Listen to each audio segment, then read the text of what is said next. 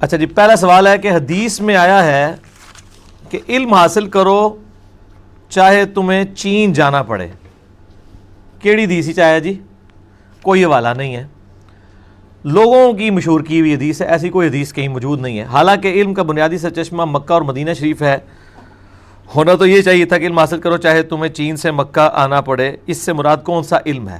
پہلی بات تو یہ میرے بھائی کہ یہ حدیث ہی بالکل جھوٹی ہے، فیبریکیٹڈ روایت ہے اور یہ کشف المحجوب سے نکلی ہے اور کوئی اس کی سند نہیں. کسی حدیث کی کتاب میں یہ حدیث موجود نہیں کہ علم حاصل کرو خواہ تمہیں چین جانا پڑے. علم کی فضیلت میں تھوڑی آیات ہے قرآن پاک کی. اللہ تعالیٰ قرآن حکیم میں فرماتا ہے قُلْ هَلْ يَسْتَوِي الَّذِينَ يَعْلَمُونَ وَالَّذِينَ لَا يَعْلَمُونَ إِنَّمَا يَتَذَكَّرُ أُولُو الْأَلْبَابِ. اے نبی علیہ السلام فرما دیجئے کہ بھلا علم والے اور بغیر علم والے برابر ہو سکتے ہیں؟ نصیحت تو نہیں حاصل کرتے مگر اہل عقل. اسی طریقے سے آیا سورہ فاطر میں انما یخشی اللہ من عبادہ العلماء. اللہ کی معرفت، اللہ کی خشیت صرف اہل علم کو ہے. پھر نبی صلی اللہ علیہ وآلہ وسلم کو حکم دیا گیا کہ آپ بھی اللہ کے حضور دعا کریں اور رب زدنی علما، اے رب میرے علم میں اضافہ فرما دے. تو علم کی فضائل میں تو کتنی آیات، کتنی احادیث. صحیح مسلم میں حدیث ہے جو شخص علم حاصل کرنے کے لیے کسی راستے پہ چلے گا اللہ تعالیٰ اس کو جنت کے راستے پر چلا دے گا، اس کے لیے جنت آسان کر دے گا. تو ان سارے علوم سے مراد ظاہر ہے پرائمری طور پر علم دین ہی ہے، آخرت کے طرف توجہ دلانے والا علم.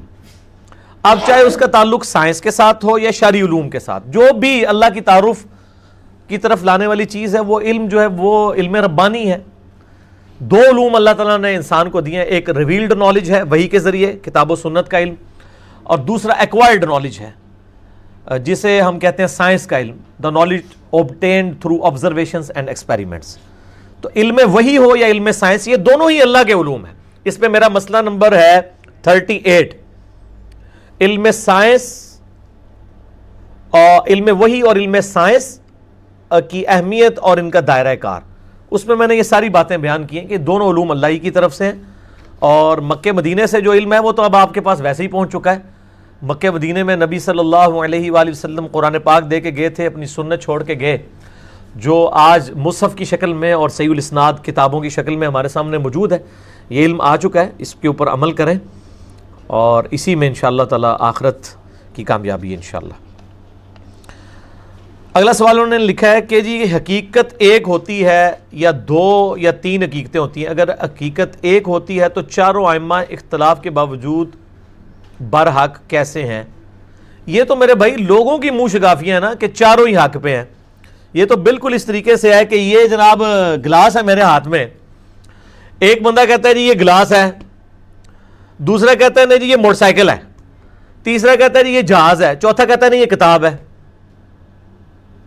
تو اگر ہم کہیں گے نہیں چاروں ہی صحیح کہہ رہے ہیں، آخر یہ اتنے بڑے بڑے عالم صحیح کہہ رہے ہوں گے، نہیں، کہتا ایک ہی صحیح ہے. حقیقت ایک ہی ہے جو نبی صلی اللہ علیہ وآلہ وسلم نے بیان کی ہے. باقی ظاہر ہے کہ روایات آنے میں، تفسیر بیان کرنے میں بیچ میں ایسے جھوٹے راوی شامل ہوئے جنہوں نے اسلام کو بدنام کرنے کی کوشش کی، اس کی وجہ سے دین ٹیمپرڈ فارم میں بھی چیزیں ہمارے پاس موجود ہیں. لیکن صحیح اور ضعیف کا فرق ہمارے محدثین نے کر دیا.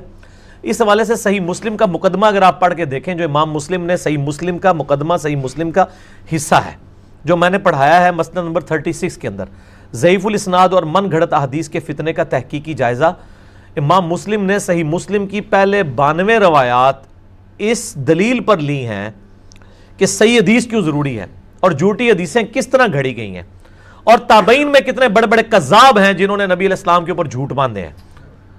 تو تابعین میں سے یہ ابان بن ابی عیاش تابعی تھا، امام حنیفہ کا استاد تھا. تو اب آپ دیکھ لیں یہ کذاب راوی ہے، اسی نے وہ روایت گھڑی ہے کہ سیدنا عمر رضی اللہ تعالی عنہ نے سیدہ فاطمہ کو شہید کیا، ان پہ دروازہ پھینک دیا، نعوذ باللہ. یہ جھوٹا آدمی ہے. تو تابعین میں بھی بڑے بڑے کذاب لوگ پیدا ہوئے ہیں. تو یہ حقیقت ایک ہی ہے. اب وہ روایتیں اگر جعلی ہیں تو ان کو اصول محدثین پہ دیکھا جائے گا.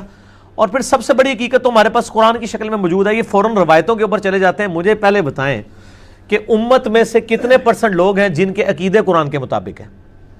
اور یار آپ پاکستان کی 22 کروڑ آبادی میں سے 15 کروڑ سے زیادہ آبادی تو قرآن پاک کا پہلا صفحہ سورہ فاتحہ کا ٹیسٹ نہیں پورا کر سکتی. ایاک نعبد و ایاک نستعین. حدیثوں پہ تو بعد میں آئیں گے, پہلے یہ تو ٹیسٹ پورا کریں.